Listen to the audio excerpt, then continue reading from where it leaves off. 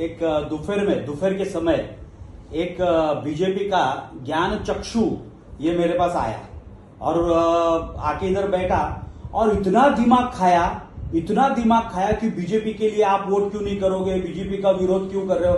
तो मैंने समझाने की कोशिश की उसको, कह रहे मैं बीजेपी को विरोध नहीं कर रहा हूं, मैं ठाकुर मियां को विरोध कर रहा हूं।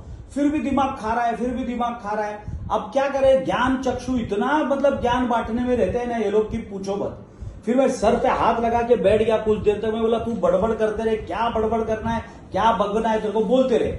आखिर में वो एक सेंटेंस बोल गया, आखिर में वो पंक्ति बोल गया। वो पंक्ति ये बोला कि अरे मिलिंद जी, विद्याताई ठाकुर के अंदर कितना आदर है, कितना प्रेम है, वो कहीं पर भी जाएगी तो किसी के भी पैर छूती है, सबको नमस्कार करती है। वो मैंने फट पकड़ लिया और तभी मैंने कुछ बोला नहीं, तभी मैंने शांत बैठा था, मैं सुन रहा था। कुछ समय के बाद मैंने उसको पूछा कि भाई जी, मिश्रा जी, मैं आपको एक बात पूछना चाहता हूं कि आपको है ना, मैं ना 10,000 रुपया देता हूं, आप है ना सब लोगों के जाके ना पैर छूना शुरू कर दो।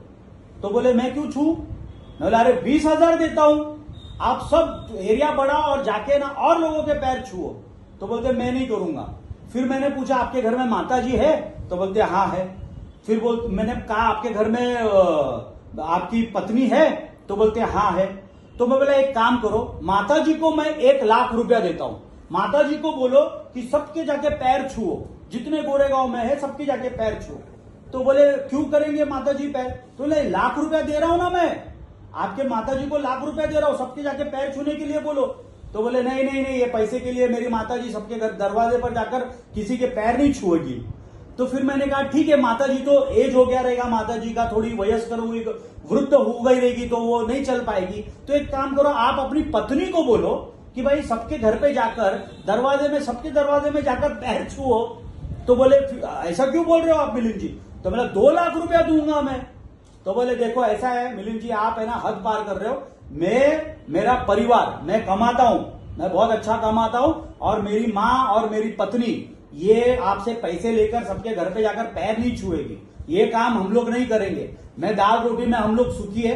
तो मैं बोला मेरे भाई, यही जाके है ना वो दीपक ठाकुर को समझा, और यही जाके ना वो जयप्रकाश ठाकुर को समझा कि अगर 5 साल 10 साल अगर काम किया होता ना तो सबके घर पे जाकर पैर छूने की नौबत नहीं आती।